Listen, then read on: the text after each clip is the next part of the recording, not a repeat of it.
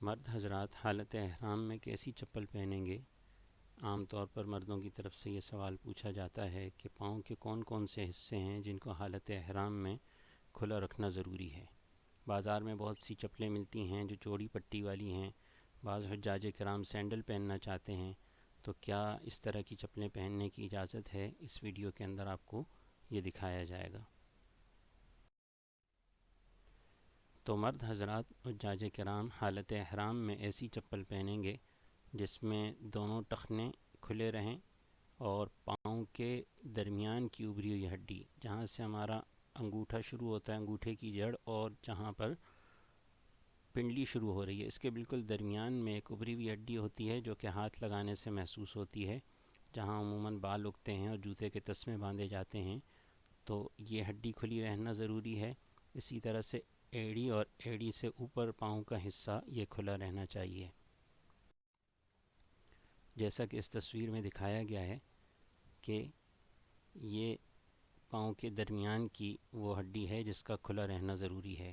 یہ ہڈی ہے جو ہمارے انگوٹھے کی یہ جڑ اور جہاں سے ہمارا پنڈلی شروع ہو رہی ہے اس کے درمیان میں ہوتی ہے۔ یہ دوسرے پاؤں کی یہ تصویر میں یہاں پر دکھایا گیا ہے۔ اسی طرح سے دونوں ٹخنے ہمارے کھلے رہیں گے۔ اسی طرح سے ایڑی سے اوپر کا یہ حصہ یہ کھلا رہنا بھی ضروری ہے۔ البتہ ایڑی اگر کسی کا کوئی عذر نہ ہو تو ایڑی بھی کھلی رہے، لیکن اگر کوئی عذر ہو کسی وجہ سے ایڑی وہ نہیں کھلی رکھ سکتا تو اس کی گنجائش ہے، لیکن ایڑی سے اوپر کا حصہ یہ کھلا رہنا ضروری ہے۔ تو یہ پاؤں کی چار حصے ہو گئے، ایک تو دونوں ٹخنے ہو گئے، اور پاؤں کی درمیان کی یہ والی ہڈی ہو گئی، اور ایڑی سے اوپر کا حصہ، یہ چار جگہیں ہیں جن کا کھلا رہنا حالت احرام میں مرد حضرات کے لیے ضروری ہے۔ البتہ خواتین احرام کی حالت میں ہر قسم کی چپل اور جوتے پہن سکتی ہیں۔ ان میں خواتین کے حوالے سے پہننے کے اندر چپلوں کے حوالے سے ہو یا احرام کپڑوں کے حوالے سے، ان میں کوئی بھی پابندی نہیں ہوتی، ہر قسم کے کپڑے اور ہر قسم کے وہ جوتے چپل پہن سکتی ہیں۔